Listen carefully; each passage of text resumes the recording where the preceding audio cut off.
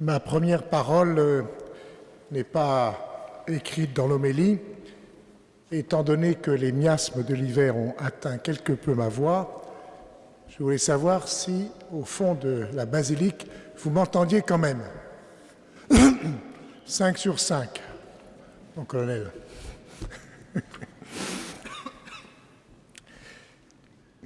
Le passage de l'Évangile que, selon saint Marc, que nous venons d'entendre, se situe, vous l'avez entendu, juste après l'épisode du récit de la transfiguration, sans doute au mont Tabor. Nous avons été avec le père Cario et peut-être un certain nombre d'entre vous il y a quelques années, et de nouveau fin février.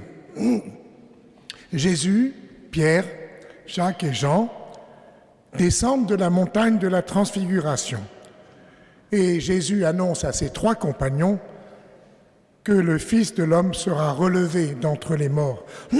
Et il s'interroge sur la signification de cet événement. L'épisode que nous rapporte Marc est donc la guérison par Jésus d'un enfant possédé. D'un enfant, je cite, possédé par un esprit qui le rend muet. Cet esprit s'empare de lui n'importe où, il le jette par terre, l'enfant écume, grince des dents et devient tout raide, pour reprendre les paroles du père de cet enfant. Et voilà que cet évangile souligne la différence entre le pouvoir des disciples et le pouvoir de Jésus. Les premiers, devant la supplication du Père, se sont montrés impuissants, alors que Jésus va guérir cet enfant. Si nous avions affaire à un simple cas de possession, l'expulsion de l'esprit mauvais aurait dû résoudre le problème. Mais ici, cette expulsion laisse l'enfant comme mort selon la foule. Mais je crois que l'essentiel du récit se trouve dans ces 2 dialogues. Le premier entre le Père et l'enfant et Jésus, le second entre les disciples et Jésus. Et je vous invite ce soir tout simplement à méditer sur ces 2 dialogues. Le premier, c'est le Père qui est déçu par l'impuissance des disciples. Il a d'abord cette parole hésitante. Si tu peux quelque chose, viens à notre secours par compassion envers nous. Et Jésus reprend les mots du Père, si tu peux, pour affirmer tout est possible pour celui qui croit. Ces paroles de Jésus, elles sont pour les disciples, pour le Père, pour tous ceux qui étaient là, elles sont pour nous ce soir, dans cette veillée. Juste avant, Jésus s'était plaint de l'incrédulité des gens. Génération incroyante. Quelle actualité dans les paroles de Jésus. Et voilà qu'à la parole de Jésus, le Père retrouve confiance et s'écrit aussitôt des paroles que nous pouvons faire nôtres encore ce soir. Je crois, viens au secours de mon manque de foi. C'est bien le sens de ces veillées éléissonnes. Nous nous reconnaissons dans les réactions du Père. Il y a en nous à la fois une volonté de croire, pour chacun d'entre nous, mais aussi une part de doute et d'incrédulité.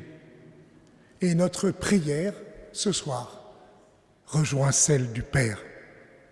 Nous disons au Christ que nous croyons en lui, en sa parole, mais aussi nous lui demandons l'aide de son esprit. Nous allons l'invoquer juste après cette homélie pour nous fortifier dans la foi.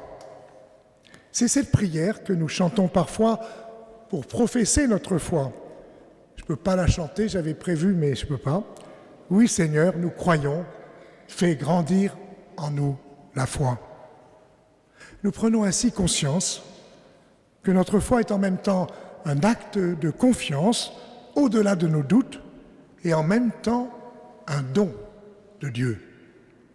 Et lorsque Jésus dit au Père « Tout est possible pour celui qui croit », il n'entend pas affirmer qu'ainsi nos demandes seraient exaucées à la lettre, qu'il accomplirait notre désir d'une certaine manière, mais que notre prière est efficace pour opérer en nous ce qui semblait impossible. Or, ce qui est impossible, sans le secours de Dieu, est peut-être moins la guérison physique que la conversion intérieure, qui oriente notre vie vers un amour toujours plus authentique. D'ailleurs, tous les miracles de Jésus sont d'abord et avant tout des signes pour nous inviter à entrer dans l'intelligence de notre vie en accueillant la présence de l'esprit filial en nous, nous conduisant, comme dit Jésus, vers la vérité tout entière. C'était le premier dialogue. Le second, de Jésus avec ses disciples. Ceux-ci s'étonnent de n'avoir pas pu guérir l'enfant. Peut-être qu'ils récriminent, je ne sais. Et dans la pensée de l'époque, ce qui arrivait à l'enfant n'était pas attribué à une maladie, mais à la présence d'un esprit mauvais. Et Jésus voit donc dans l'attitude de l'enfant l'œuvre d'un esprit mauvais. On peut comprendre le geste de Jésus et sa réponse aux disciples sur la prière comme concernant, j'allais dire, la part mauvaise qui nous habite et qui habite tout être humain.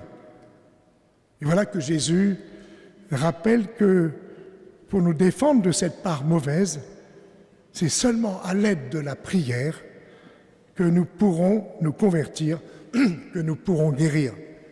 Ce n'est pas pour rien que nous sommes nombreux ce soir ici.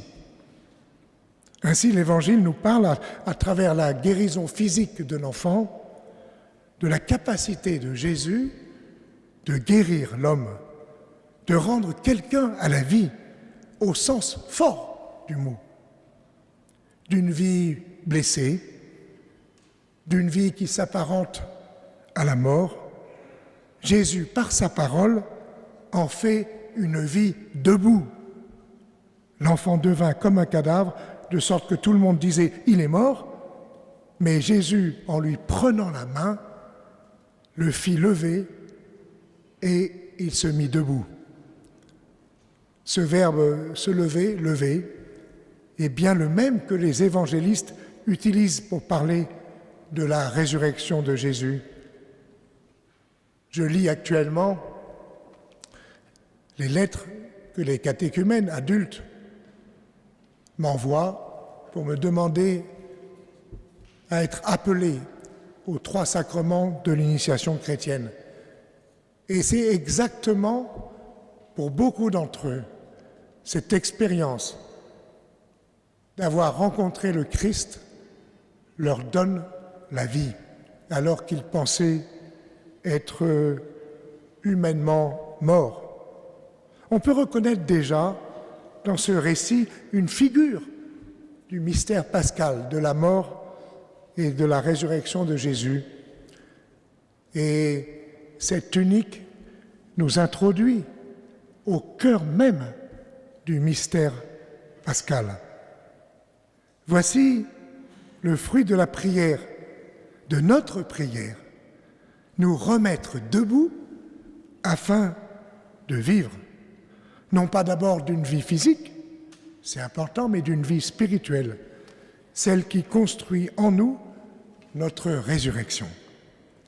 Mais peut-être que nos esprits cartésiens interrogent comment comprendre l'importance de la prière dans la guérison. Les miracles de Jésus nous renvoient à la visée spirituelle de notre vie. Quelle que soit l'origine du mal qui a affecté l'enfant, la prière de Jésus à son Père a été efficace. Et la guérison physique manifeste cette puissance spirituelle de Jésus. La puissance de sa prière à son Père, comme il l'avait dit devant le tombeau de Lazare. « Père, je te rends grâce parce que tu m'as exaucé. Je savais bien, moi, que tu m'exauces toujours. » Alors, ne nous attachons pas à savoir s'il s'agit d'une maladie ou d'un esprit mauvais, mais simplement de la puissance de la prière de Jésus, qui ouvre à la vie avec un grand V. Et c'est dans ce sens qu'il convient de comprendre la parole de Jésus. Aussi, le récit s'achève par une invitation à la prière. Alors ce soir, chers amis, chers frères et sœurs bien-aimés, prenons encore plus conscience de cette importance de la prière, personnelle et communautaire, pour construire notre vie, pour faire disparaître l'obscurité qui risque sans cesse de nous envahir, pour nous relever, pour retrouver l'espérance, pour nous laisser envahir par la lumière du Christ, par sa force et par sa douceur. La prière, elle nous permet, comme pour l'enfant de l'Évangile, de nous relever, de nous remettre debout. Aussi, nous pouvons et nous pourrons rendre grâce au Christ qui ne cesse de prier pour nous. Ce soir, devant la Sainte Tunique, rappel et signe de la miséricorde du Seigneur, dans ce lieu privilégié dans notre diocèse, pour expérimenter cette miséricorde, nous pouvons, avec simplicité, oui, tout simplement, déposer nos misères, nos souffrances, et nous laisser relever par le Christ. La proposition du sacrement de la miséricorde, du sacrement du pardon, est aussi une belle manière de nous laisser relever par le Christ. Alors portons aussi, et je termine par là, portons dans notre prière tous ceux et celles que nous connaissons, dans nos familles, chez nos voisins, nos amis, nos compagnons de travail, de route, qui sont malades, qui souffrent physiquement, ou qui souffrent psychiquement, ou qui souffrent spirituellement.